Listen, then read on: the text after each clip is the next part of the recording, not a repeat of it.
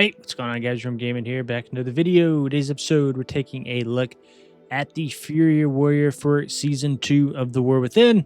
And then if you guys want to follow along, I'm going to leave a link in the description of the video. Just click the link. It'll take you right out to this website, and it'll have, anything that you need to import. All the information that we cover will be on this website. This is technically for patch 11.15, but this should probably be good into 11.17 unless we see some sort of like major change with Fury Warrior.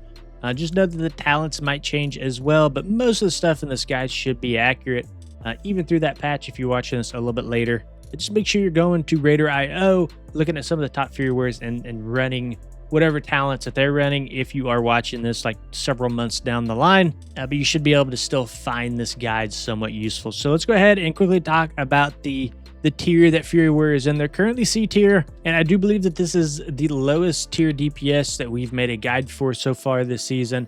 And we can show you that here in Archon GC. You can see that they are at almost the bottom. Let's see, high keys. Yeah, they're almost at the bottom of the tier list, which is crazy to see some of this. We're seeing Frost Mage, Fire Mage, as well as Fury Warrior at the bottom of C tier, as well as Shadow Priest, which is just insane. You just normally don't see these three casters this low, but Fury Warrior historically has not been super high on the tier list, just kind of Fury, or just Warrior in general, really. Although there is a case to be made for arms right now. So let's go ahead and take a quick look at their overall DPS. We'll just sort this graph here. And we'll go down until we find Fury Warrior. So they're bottom 3 in terms of the DPS. So that is a little bit unfortunate. Of course, a lot of this doesn't matter unless you're pushing like insanely high keys. We can see that there are Fury Warriors who have timed 20 keys, right? So it's not necessarily that Fury Warrior is bad. It's just that they don't bring as much to the group as a lot of these other specializations. Let's go ahead and look at some of the pros and cons. Some of the pros, they have very good burst damage. They're a very front-loaded spec. Just to take, for example, like the first boss of Motherload. When you kick the soccer balls into the boss, there's a very short window where the boss takes like 200% increased damage. Fury Warrior is going to do very good on a boss fight like that because they can funnel all that damage into that short window. So if you're just pushing like up to 10 keys, Fury Warrior is actually one of the stronger specs in the game, just because you're going to be able to burst all the packs, all the mobs down for anybody else has a chance to ramp. And we also have really good cooldown windows. We got a 45-second and a 90-second cooldown window. We'll talk a little bit more about that once we get into the rotation section. We're also really good with melee comps. We got Battle Shout and Commanding Shout as well, which is good for all comps. And of course, Battle Shout giving that increased attack power to our group. We're paired very well with something like a Monk, which also gives a physical damage increase. So these two can kind of stack with each other. So an ideal comp for you would to at least have one Monk somewhere in the group to bring that. Another thing about Fury Warrior is we have a lot of self-sustain. So we have our Victory Rush, which is a pretty nice heal. We have our Leeching Strikes. We have our Bitter Immunity, as well as our Bloodthirst. Some of the cons, no Lust, no B-Res. I think that's pretty obvious. We do at least bring a class buff, which is very nice. But of course, again, you have to run with the melee comp. We also have no sort of immunity, and then we also have a pretty weak sustained damage profile. Okay, let's go ahead and talk about some talents here. So we are running Mountain Thane. You can see that we're running Lightning Strikes. This is going to be activated off your Thunderclap, Raging Blow, or Execute. And this will occur more often during our avatar. And then here at the very bottom, we have Avatar of the Storm. So when we do cast our avatar, we're going to get 2 charges of Thunder Blast, and it's going to reset the cooldown on our Thunderclap. Now, one thing that's pretty nice is the Lightning Strikes that we just talked about above have a 10% chance to activate our avatar for 4 seconds. And then down here at the bottom, it kind of talks about what that Thunder Blast actually is. It just works into our Thunderclap, and your Thunderclap turns into Thunder Blast, which deals Storm Strike damage. We also have other ways to proc Thunder Blast. So if we go to the actual Thunder Blast talent, our Bloodthirst has a 35% chance to grant you Thunder Blast, stacking up to 2 charges.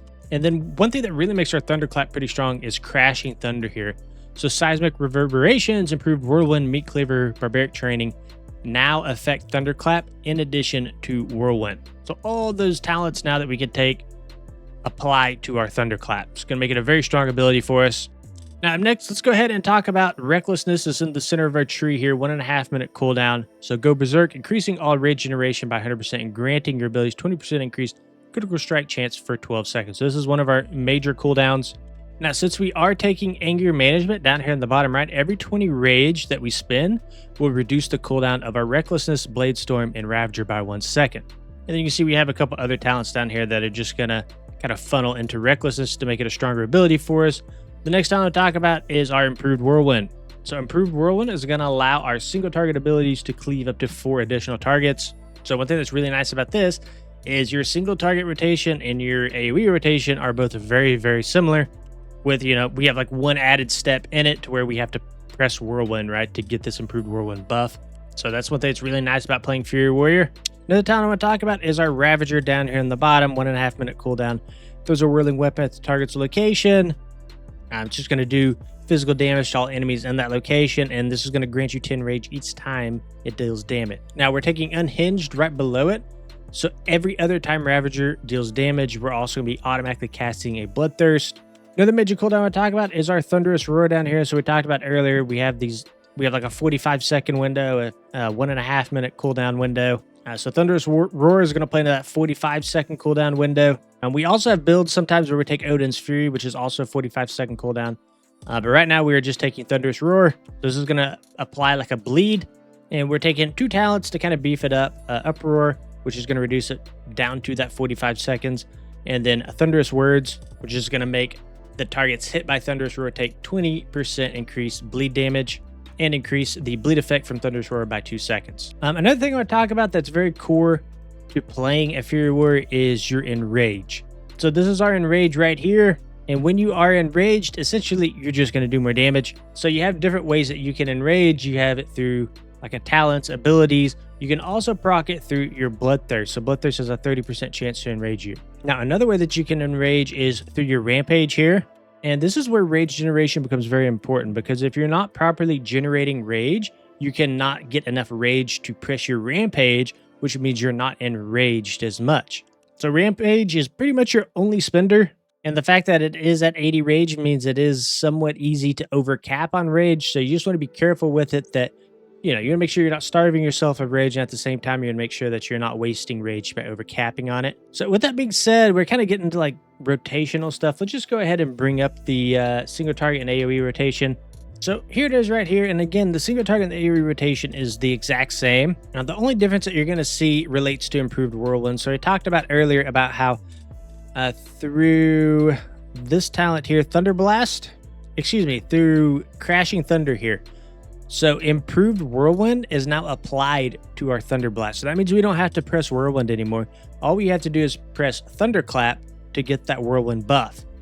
So in AoE scenarios, just make sure that you are Thunderclapping if the Whirlwind buff falls off. And even if you don't have a Thunder Blast through your Thunderclap, make sure you're just pressing Thunderclap just by itself to get this Whirlwind buff in AoE scenarios.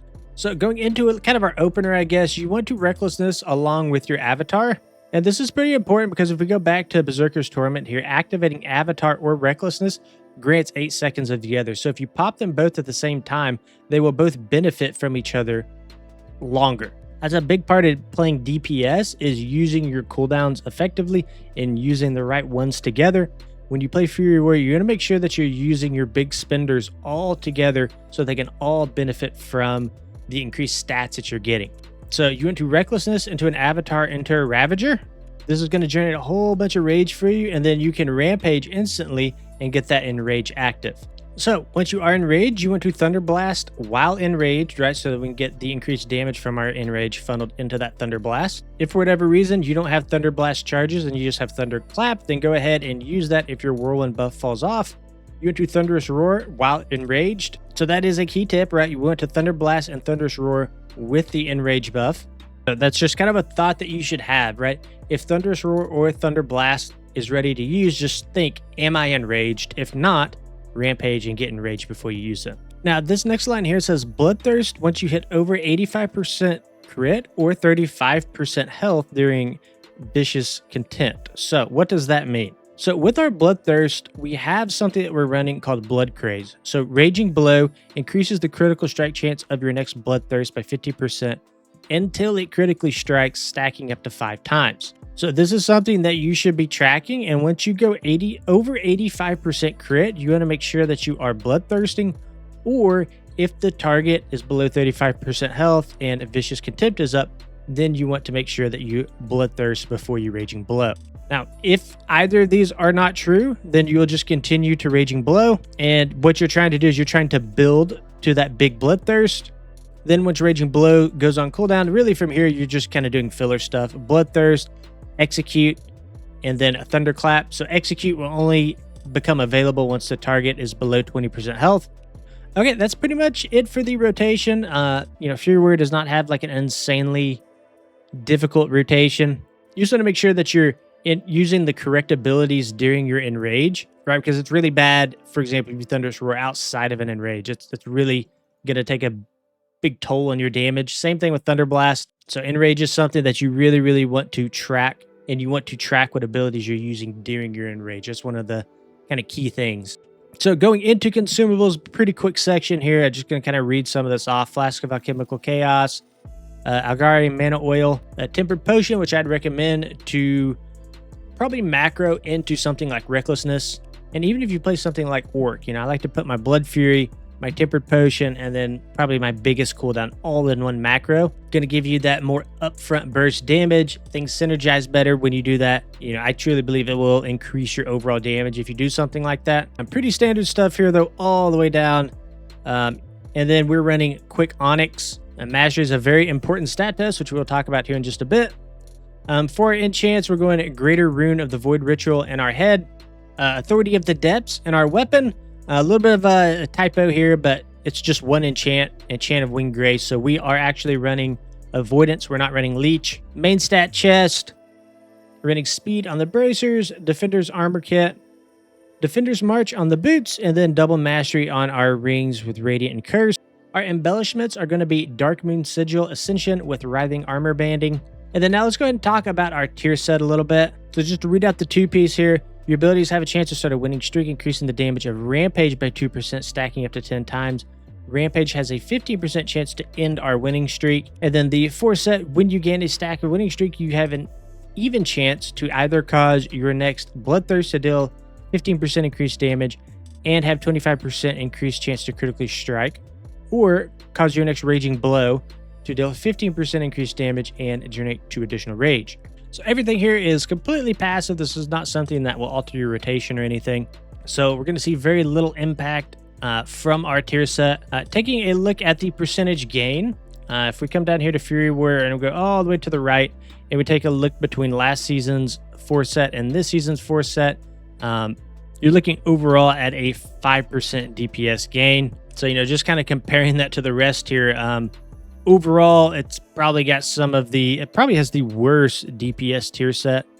Okay, besides Devastation Evoker, we have one of the lowest DPS gain tier sets from the previous season. But nonetheless, still very important. We want to make sure that we are getting our force set. Some general tips here. We've covered most of this already. Let's go ahead and talk about stat priority now. So our mastery is Unshackled Fury. We'll go ahead and open that up. So increases damage done while enraged by 11%. So being enraged is, just kind of reading off this. It's one of our core mechanics. It's something that we prioritize in our rotations. So we're going to want to funnel as many stats into our rage as we possibly can. So from a DPS perspective, mastery is the most important to us. Up next is going to be haste. And if you never played Fury Warrior before, it is a very high APM spec. Your fingers will hurt at the end of each dungeon. You will need to put them on ice. And haste is just going to amplify that a little bit more. The faster we can cast our abilities, right, the more rage we can generate, the more uptime on enrage. So you see how everything kind of funnels back to enrage, the more overall damage we do. And then your bottom 2 stats will be versatility and critical strike. I'd recommend focusing more on versatility than critical strike, because verse is also going to give you that damage reduction from it. All right, guys, that's going to be the end of this video. If you enjoyed it, please consider liking, subscribing to the channel. We'll see you in the next one.